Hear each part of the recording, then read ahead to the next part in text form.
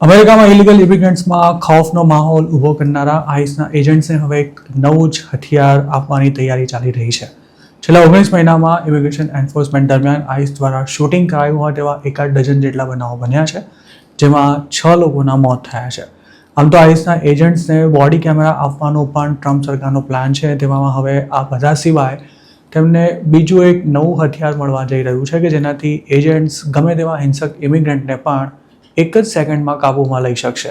American મીડિયાના reports અનુસાર આઈસના એજન્ટ્સને હવે ઇલેક્ટ્રિક હાથ મોજા આપવામાં આવશે, જેને પહેરીને તેઓ કોઈને સ્પર્શ કરશે તે સાથે જ સામેની વ્યક્તિને જોરદાર કરંટ આવશે અને સાથે જ અસહ્ય પીડા પણ થશે. હજારો ઇલેક્ટ્રિક ગ્લવ્સની ખરીદી પાછળ આઈસ દ્વારા $20 મિલિયન ખર્ચો કરવામાં આવશે અને આવતા વર્ષે માર્ચ સુધીમાં ઓફિસર્સ અને એજન્ટ્સને આ ગ્લવ્સથી સજ્જ કરાશે તેવું DHS દ્વારા જણાવવામાં આવ્યું છે. આ ડિવાઇસને ગ્લો તરીકે ઓળખવામાં આવે છે, જેનું ફૂલ ફોર્મ જનરેટેડ લો આઉટપુટ વોલ્ટેજ એમિટર છે. તેનું પ્રોડક્શન કંટકીના લેક્ઝિંગ્ટનમાં આવેલી કોમ્પ્લાયન્ટ ટેકનોલોજી LLC દ્વારા કરાય છે. તાજેતરના વર્ષોમાં અમેરિકાની કેટલીક જેલો અને પોલીસ ડિપાર્ટમેન્ટ દ્વારા ઇલેક્ટ્રિક ગ્લવ્સનો ઉપયોગ કરવામાં આવી રહ્યો છે. જોકે હાલ DHS તેમજ ગ્લવ્સ બનાવનારી કંપનીએ તેના પર કશું જ બોલવાનો ઇનકાર કરી દીધો છે. આ ગ્લવ્સની ખરીદીનો કોન્ટ્રાક્ટ શુક્રવાર સુધીમાં આપી દેવાય તેવી શક્યતા છે. જોકે હાલ આઈસના ઓફિસર્સ પર ઇલીગલ ઇમિગ્રન્ટ સાથે હિંસક વર્તન કરવાના આરોપ લાગી રહ્યા છે. તેવામાં ઇલેક્ટ્રિક મોજાથી તેઓ વધુ આક્રમક બનશે તેવા દાવા પણ કરવામાં આવી રહ્યા છે.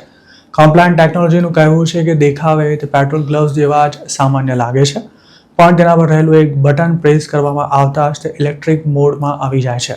જોકે આ ગ્લવ્સને કોઈની સ્કિન પર ટચ કરવામાં આવે ત્યારે જ કરંટ લાગે છે. કરંટ લાગતા કોઈ પણ વ્યક્તિ અમુક સેકન્ડોમાં તે ક્ષુબ્ધ થઈ જાય છે અને તે જ વખતે તેને કંટ્રોલમાં લઈ અરેસ્ટ કરી શકાય છે.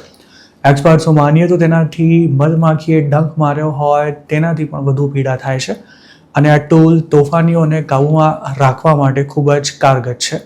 તેમજ આઈસ તેની સૌથી મોટી ખરીદદાર ફેડરલ એજન્સી બની શકે છે. જોકે ડિવાઇસના મેન્યુફેક્ચરરે એવી વોર્નિંગ આપી છે કે બાળકો, પ્રેગ્નન્ટ મહિલાઓ, વૃદ્ધો તેમજ વિકલાંગો પર તેનો ઉપયોગ કરવો ખૂબ જ જોખમી સાબિત થઈ શકે છે. આ ઉપરાંત માત્ર વિરોધ પ્રદર્શન કરી રહેલા અને હિંસક ન બન્યા હોય તેવા લોકો પર પણ આ ડિવાઇસનો પ્રયોગ ન કરવો.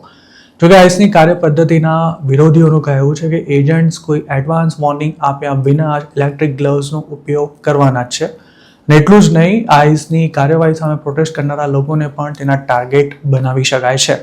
કેટલાક લોકો એવો પણ સવાલ કરી રહ્યા છે કે સિવિલ એન્ફોર્સમેન્ટમાં આ પ્રકારના ડિવાઇસનો ઉપયોગ કરવાની આખરે જરૂરત શું છે. ટ્રમ્પ એડમિનિસ્ટ્રેશને આઈસના એજન્ટ્સને છૂટો દોર આપી રાખ્યો હોય તેવી સ્થિતિ હાલ જોવા મળી રહી છે. જોકે DHSના સેક્રેટરી બદલાયા ત્યારથી હિંસક અથડામણોમાં ઘટાડો ચોક્કસ થયો છે, પણ નાના મોટા છમકલા હજુ પણ ચાલુ છે. ઇલેક્ટ્રિક ગ્લવ્સનો આઈસના એજન્ટ્સને એ ફાયદો થવાનો છે કે તેઓ કોઈને ખ્યાલ જ ના આવે તે રીતે તેનો ઉપયોગ કરી શકશે. મતલબ કે શૂટિંગ જેવી ઘટનાઓ પર જે મોટી બબાલ થાય છે તેવું ઇલેક્ટ્રિક ગ્લવ્સના મામલામાં નહીં થાય. આઈસના એજન્ટ્સ હવે ભલે ગોળી ન ચલાવતા હોય, પરંતુ તેઓ ગમે ત્યારે કોઈ પણ ઇમિગ્રન્ટની ધરપકડ દરમિયાન અગ્રેસિવ બની શકે છે.